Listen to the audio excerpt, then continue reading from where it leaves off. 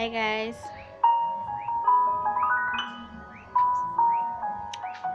Oh, thank you, Lord.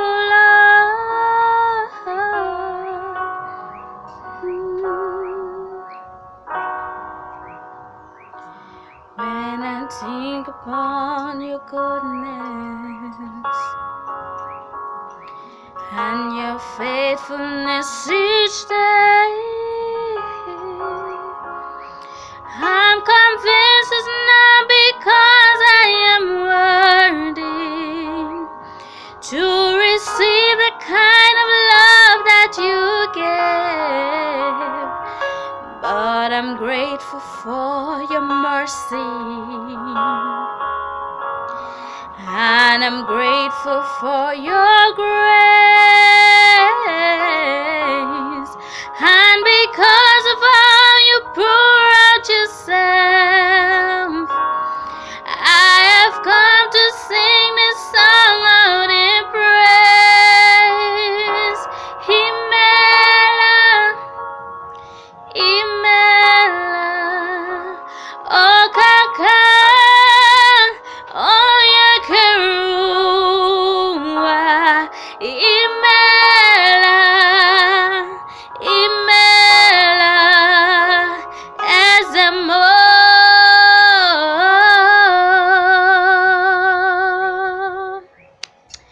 Hi guys, I know I've promised you guys the video, the testimony, and here it is.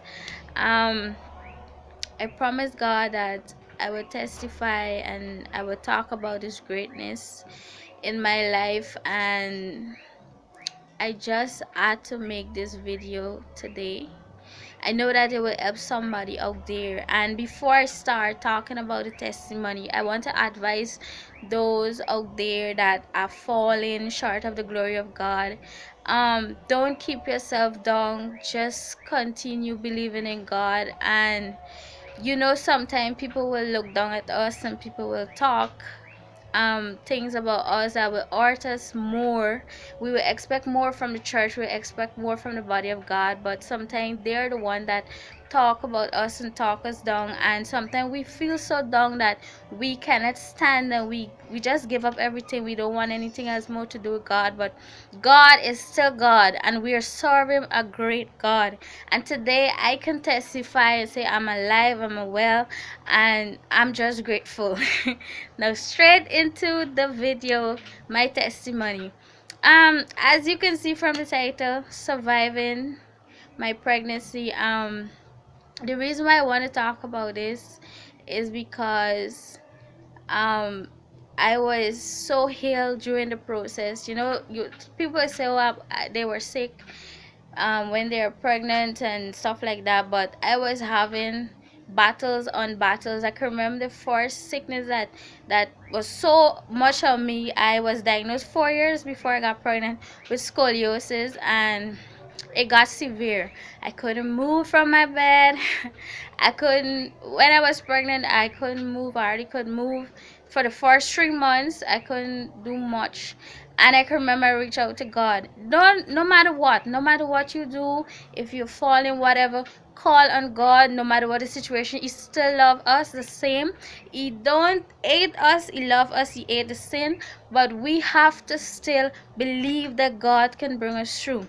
And I can remember the pain was I couldn't even go to the bathroom to urine and stuff like that. It was so bad, and I didn't tell anybody. I just was home with my family and stuff, and they were here with me, and we were praying, and we were seeking God's face. And I turned to my mom. I said I want to go to church, and I said I want to go to church, and I was believing so hard. My faith was so strong. And when I went to church, I tell God, I said, God, it's not about the pastors that are here. It's not about no one is here. It's me having and one-on-one with you. I am believing that you can do this. I have the faith that you're doing this for me. And I can remember the pastor said, stand up, those that are sick, just stand up. And he started to pray, and I was standing there, and I said, God, yes, I know you have done it for me. I was in so much pain, and I was so weak, but I stood there, and I my faith was so strong. And within like 2 minutes, I literally feel it eating my back, and the pain went away. It was, I'm telling you, God is good. He is really good. And I was pregnant, 3 months pregnant, could hardly, carry myself because of the pain in the back and stuff. And the pain went away. I could imagine what could have happened if that pain was still there and the pregnancy keep going. And I want to thank God for that. Was the number one miracle. Coming down more, I want to skip down to the end. A lot of things happened during the process, but I'm just gonna skip to the end. Um, when it was about time for me to but it wasn't about time for me to deliver. I took ill like within 7 months in the pregnancy, and I keep getting constant blackouts, fainting away and stuff like that.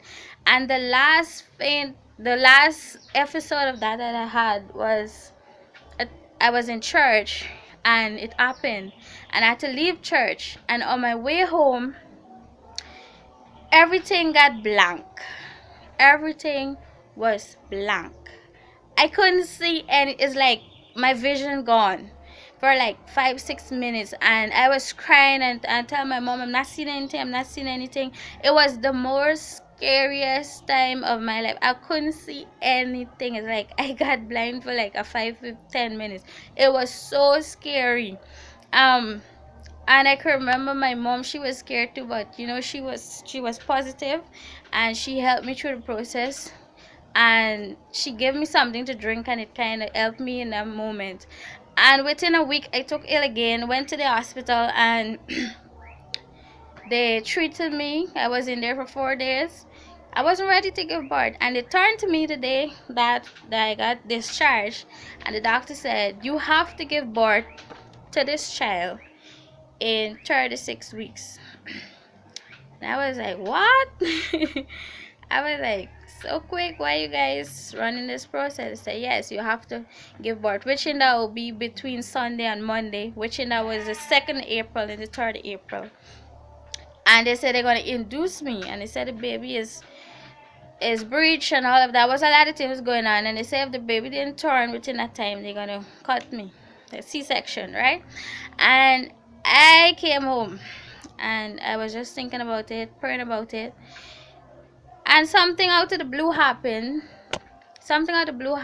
A young lady texted me out of the blue, and she was like, telling me I won't get kids and stuff like that, and I got more scared. The devil was using people now. So I was now praying, and I was praying a lot. And when I went back there early the Sunday morning, they came for us, and they induced me and 3 other women, and the 3 of them like it like blim blam, they were straight having pain, and they went and have their baby, and I was still there having no pain, no kind of pain. But the doctors decided to keep inducing me. They decided I had 2 more tablets, and it wasn't working. But at the time, the 3rd tablet, I started feeling really bad pain. They decided to check the baby heartbeat, and out of blue, this doctor came. He looked like a Cuban doctor, and he wasn't speaking English, and he was looking at the monitor thing that was checking my baby heart rate, and he told the doctor something, and the doctor went and he came back, and he said, well, you have to do a C-section. I was like, what? I did not, you're having a child, and you never think of, okay, I have to get a C-section. You don't know how it feel, and you heard a lot of stories about it. But it's after I have a C-section, and I started to cry. And when I started to cry, he turned to me. His words to me was so heartbroken. It was so heartbroken. Right through the process, I was praying, because when the pain started to get hot, I was just at 2 cm. If those persons know about delivering babies and stuff, 2 cm is nowhere. You have to be at 10 cm, and then the baby gonna come.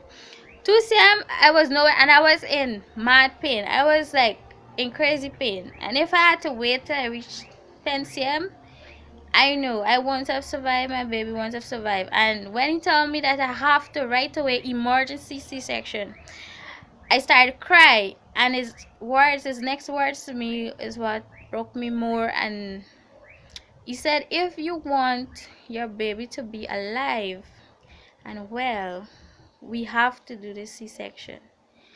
And right away I was like, oh my God, I know this is serious, because if he's gonna say if you want your baby to be alive and well, some doctors don't be that plain. And he was very plain. And I went ahead and I did a C-section. I was having a little difficulty during the process, but trust me, I was praying. And today I can thank God that I'm alive. It was a lot of pain. I was feeling my chest through in the C-section. While they were doing the C-section, it was a lot. Oh my God, it was a whole lot of pain. I was feeling my chest because they didn't do a complete anesthetic on me. They did the spinal one, so I could still feel from my chest up. So I feel a lot of pain on my chest up, and I was praying, and I was just thinking about God. And little more, I just hear this little fine voice, this baby just screaming and hollering. Like, I forget everything they do in C-section of me taking out the baby. All I was doing, I was praying in my mind, and I was talking to the doctor. He was keep asking me what is going on, how I'm feeling and stuff.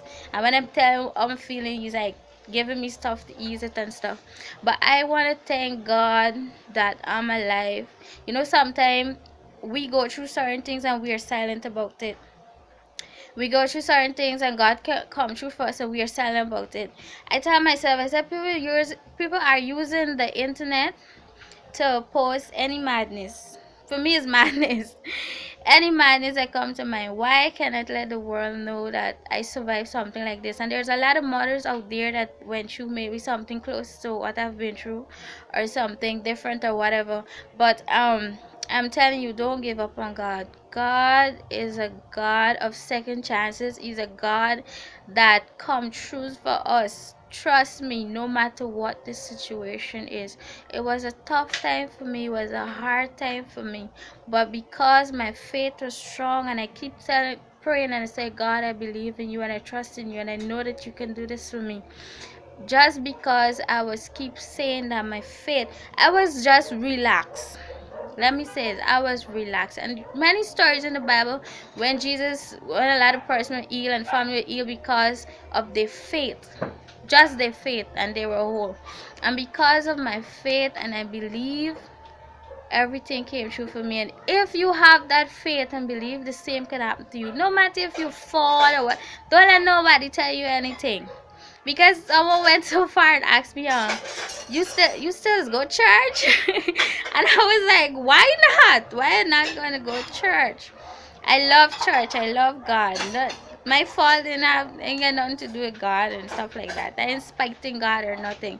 But I love God. And I still was going to church, and I was still seeking his face. I didn't care what nobody say. Anybody know me, know this how I am. I don't fussy. So I want to thank God once again for all that you have done. And I'm encouraging you, don't give up on God. You could give up on man, because they could fail us, but God never fails. Jesus never fails. Just remember that.